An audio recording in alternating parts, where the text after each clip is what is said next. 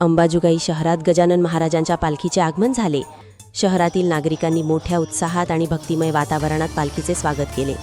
पालखीत अंबाजोगाई तालुका प्रशासनाच्या वतीने महसूल दिंडीचे आयोजन करण्यात आले होते।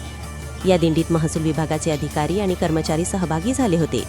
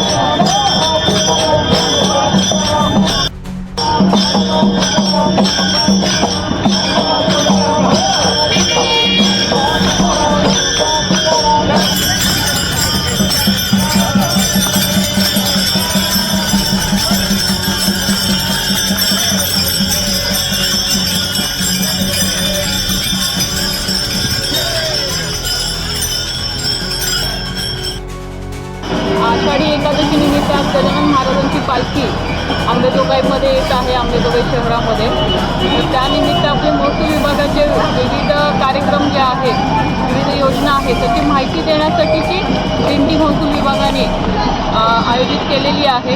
ते आपण सगळे पाहतच आहे।